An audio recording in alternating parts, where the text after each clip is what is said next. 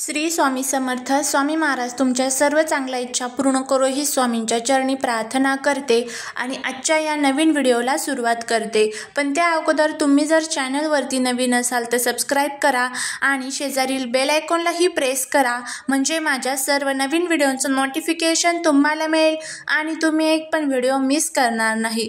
रामनवमीचा सण हा चैत्र महिन्याच्या शुक्ल पक्षाच्या नवमी तिथीला साजरा केला जातो. लोक या सणाच्या आगमनाची आतुरतेने वाट पाहत असतात. भगवान श्रीराम यांनी नवमी तिथीला अवतार घेतला, म्हणूनच दरवर्षी या तारखेला रामनवमीचा उत्सव मोठ्या उत्साहाने साजरा केला जातो. या दिवशी भक्त भगवान श्रीरामांची योग्य पद्धतीने पूजा करतात. यामुळे साधकाला त्याच्या सर्व कामांमध्ये यश मिळते, तसेच भगवान श्रीरामांचे आशीर्वाद देखील मिळतात. त्याचबरोबर असे देखील मानले जाते की या दिवशी काही खास गोष्टी केल्याने भगवान श्रीराम रागवू शकतात. अशा परिस्थितीत रामनवमीच्या दिवशी काय करावे, काय करू नये याबद्दलची संपूर्ण माहिती, त्याचबरोबर उद्या श्रीरामनवमीला सकाळी उठल्यानंतर ह्या ज्या 2 वस्तू आहेत तर त्या चुकूनही बघू नका. आयुष्यभर धन कमी पडणार नाही. जर या वस्तू आपण बघितल्या तर आपल्यावरती अनेक प्रकारची संकटे येऊ शकतात. याबद्दलची संपूर्ण माहिती आज या व्हिडिओमध्ये मी तुमच्याबरोबर शेअर करणार आहे. त्यामुळे व्हिडिओ हा स्किप न करता शेवटपर्यंत पाहत रहा. तुम्ही जर चॅनलवरती नवीन असाल तर सबस्क्राईब करा आणि असेच नवनवीन व्हिडिओ बघण्यासाठी बेल आयकॉनलाही प्रेस करा. चैत्र महिन्याच्या शुक्ल पक्षातील नवमी तिथी ही 5 एप्रिल रोजी संध्याकाळी 7:26 सुरू होईल आणि दुसऱ्या दिवशी म्हणजे 6 एप्रिल रोजी संध्याकाळी 7:22 संपेल. अशा प्रकारे 6 एप्रिल रोजी रामनवमीचा उत्सव साजरा केला जाणार आहे. आता सर्वात प्रथम आपण बघूया की रामनवमीच्या दिवशी काय करावे. रामनवमीच्या दिवसाची सुरुवात परमेश्वराच्या नावाने ध्यान करून करावी. स्नान केल्यानंतर सूर्यदेवाला अर्घ्य अर्पण करावे, दिवा लावावा, पूजा करावी, अन्न अर्पण करावे. पूजा करताना मंत्र आणि रामचालिसाचे पठण करावे. रामरक्षा स्तोत्रमचं पठण करावं. गरिबांना विशेष वस्तू दान कराव्या. घर आणि मंदिरात स्वच्छतेची विशेष काळजी घ्यावी. तुळशीच्या रोपावर पाणी घालावं, दिवा लावावा आणि आरती करावी. पण उद्या रविवार असल्यामुळे आपण तुळशीला पाणी अर्पण करत नाही, त्यामुळे फक्त उद्या तुम्हाला दिवा लावायचा आहे. या दिवशी तामसिक पदार्थांचे सेवन चुकूनही करू नका. कोणाबद्दलही चुकीचे विचार करू नका. कोणाशी वाद घालू नका. पूजा करताना काळे कपडे चुकूनही घालू नका. वृद्धांचा आणि महिलांचा अपमान चुकूनही करू नका. त्याचबरोबर या दिवशी सिद्धदात्रीची पूजा देखील केली जाते, कारण यावेळेस चैत्र नवरात्र चालू असतात आणि नवरात्रीतील 9व्या देवीची पूजा म्हणजेच माता सिद्धदात्रीची या दिवशी पूजा केली जाते. भगवान श्रीरामांच्या जयंतीनिमित्त त्यांची पूजा केल्याने भक्ताला जीवनात सर्व प्रकारचे सुख आणि समृद्धी प्राप्त होते. त्याचबरोबर या दिवशी काही खास उपाय केल्याने जीवनात सकारात्मक ऊर्जा येते आणि त्रासांपासून मुक्तता मिळते. विधीनुसार भगवान श्रीरामांची पूजा आणि त्याचबरोबर तुपाचा दिवा लावावा. श्रीरामाचे नाव आणि ध्यान करावे. चंदनाचा टिळा लावावा, ज्यामुळे जीवनात शुभता वाढते. श्रीरामस्तुतीसोबतच रामाच्या मंत्रांचा देखील जप करावा. त्याचबरोबर या दिवशी घरामध्ये माता लक्ष्मी आणि भगवान विष्णूंची देखील पूजा करावी, कारण प्रभू श्री रामचंद्र जे आहेत तर ते भगवान श्री विष्णूंचे 7वे अवतार मानले जातात आणि त्यांच्या पूजनाने घरामध्ये आनंद, शांती आणि समृद्धी येते. त्याचबरोबर रामचरित्र मानसचं पठण करावं, भजन कीर्तन करावं. जर रामायण शक्य असेल तर त्याच्या कथा रोज तुम्ही या दिवशी वाचू शकतात. अशा पद्धतीने ह्या सर्व गोष्टी आपल्याला श्रीरामनवमीच्या दिवशी करायच्या आहेत. आता त्याचबरोबर उद्या तुम्हाला कोणकोणत्या चुका ज्या आहेत तर त्या टाळायच्या आहेत, काय करायचं आहे ते आपण सांगितलेलं आहे. आता त्यानंतर आपण बघणार आहोत की उद्या श्रीरामनवमीच्या दिवशी तुम्हाला कोणत्या वस्तू ज्या आहेत तर त्या चुकूनही कोणालाच द्यायच्या नाहीयेत आणि त्याचबरोबर ह्या वस्तू जर आपण दिल्या तर याचे अनेक वाईट दुष्परिणाम हे आपल्याला भोगावे लागतील. त्यामध्ये सर्वात पहिली वस्तू आहे ते म्हणजे कर्ज. या दिवशी चुकूनही कोणालाही कर्ज देऊ नये आणि कर्ज घेऊ देखील नये. आपण जर या दिवशी कोणाकडून पैसे घेतले, उदाहरणार्थ कर्ज म्हणून, आपल्याकडून जे काही कर्ज ते आहे तर ते फिटत नाही, उलट त्यामध्ये अडचणी येत असतात. तरीही एक काळजी नक्की घ्या.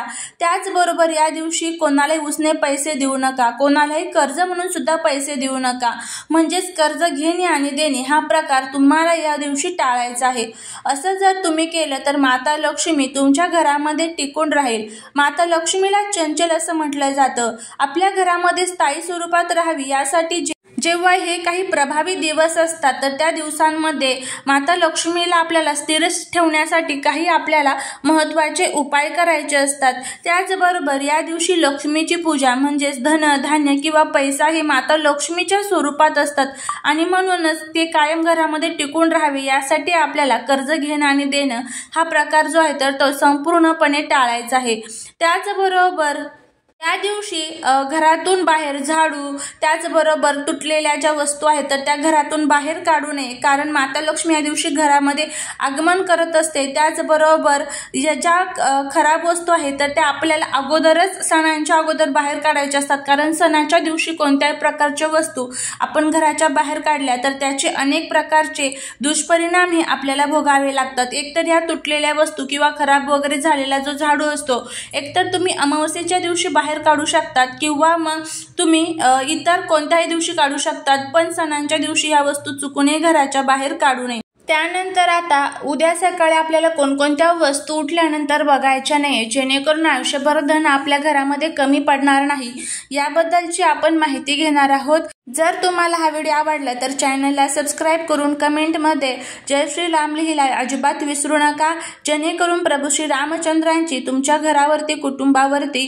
भरभरून कृपा होईल। सर्वात पहिलं महत्त्वाचं म्हणजे या दिवशी सकाळी उठल्यानंतर आपल्या दिवसाची जी सुरुवात आहे तर ती टोकदार आणि धारदार वस्तू बघून चुकूनही करू नका। या दिवशी जसं की आपल्या स्वयंपाकघरामध्ये आपण जे टोकदार आणि धारदार वस्तू ठेवत असतो त्यामध्ये चाकू असतात, सुरी असते, विळा असतो, तर अशा ह्या ज्या वस्तू आहेत तर त्या चुकूनही या दिवशी बघू नये।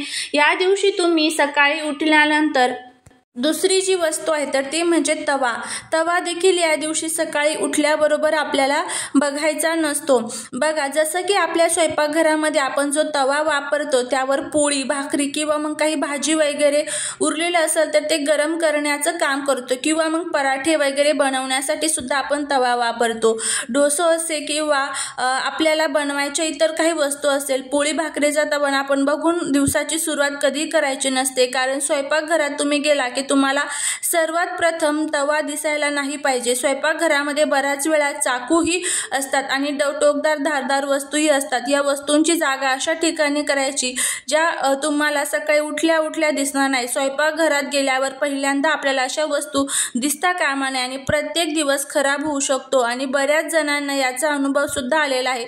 तवा ठेवण्याची जागाबद्दल उठल्या उठल्या तवा कधीच बघू नये। आता हवं तर तुम्ही जी गॅस आणि शेगडी असते तर त्याच्या खाली तुम्ही तवा ठेवू शकता, म्हणजे थोडक्यात तुम्ही लपवून ठेवू शकता। तुमची पोळी भाकरी बनवण्याचं काम झालं की तवा थोडा थंड झाला की धुवून वगैरे तुम्ही गॅस किंवा शेगडीच्या खाली ठेवू शकता। तुमच्या ज्या टोकदार वस्तू आहेत तर चाकू सुरी किंवा किसणी अशा वस्तू सुद्धा तुम्ही उठल्या उठल्या दिसणार नाही अशा ठिकाणी आपल्याला ठेवायच्या असतात। ज्यांना किचनला ट्रॉली असते तर त्यांनी त्यामध्ये ठेवाव्या आणि त्याचबरोबर दुसरं म्हणजे तुम्ही जर ट्रॉली वगैरे नसेल तर तुम्ही ते एखाद्या डब्यामध्ये वगैरे ठेवू शकता, कारण जर उठल्या उठल्या या वस्तू आपण बघितल्या तर आपले नशीब खराब होते, आपल्या नशिबात अनेक अडचणी येतात। त्यामुळे उठल्या उठल्या आपल्याला कचऱ्याचा डब्बा बघितल्याने आपल्या वर्षभर पैशांच्या चणचणीचा सामना करावा लागतो। म्हणून नवीन जे काही वर्षातील दिवस असतात त्याचबरोबर हे जे काही पवित्र सण असतात या दिवशी आपण चुकूनही या वस्तू ज्या आहेत त्या बघायच्या नसतात। त्यानंतर पुढची चौथी वस्तू आहे ती म्हणजे आरसा। उठल्या उठल्या आपण अपवित्र असतो आणि अशा वेळी आरसा बघितला तर आपलंच प्रतिबिंब आपल्याला दिसतं, म्हणून ही अपवित्र ऊर्जा आपल्यावर पडते। त्यामुळे उठल्या उठल्या चुकूनही आरसा बघू नये। रात्रभर आरशामध्ये खूप निगेटिव्हिटी साचून राहिलेली असते, त्यामुळे या निगेटिव्ह प्रभाव आपल्यावरती पडतो, म्हणूनच उठल्या उठल्या चुकूनही आरसा बघू नये। तसेच या दिवशी सुकलेली जी फुलं असतात तर ते घरात ठेवू नये। तुटलेले भेगा पडलेली जी काही वस्तू आहे, चपला आहेत तर त्याचा वापर या दिवशी आपल्याला टाळायचा असतो। सणावारांच्या दिवशी किंवा इतर दिवशी सुद्धा कमरेच्या खाली फाटलेले कपडे घालू नये। कमरेच्या खाली फाटलेले कपडे घातल्याने जाणारे जे दारिद्र्य आहे तर ते कधीच जात नाही। तर अशा पद्धतीने ह्या ज्या काही वस्तू आहेत तर ह्या चुकूनही या दिवशी सकाळी उठल्याबरोबर बघायच्या नसतात। जर तुम्हाला हा व्हिडिओ आवडला तर चॅनलला सबस्क्राइब करून कमेंटमध्ये जय श्रीराम लिहायला विसरू नका। भेटूया पुढच्या एका छानशा नवीन व्हिडिओत एका नवीन माहितीसोबत। श्री स्वामी समर्थ।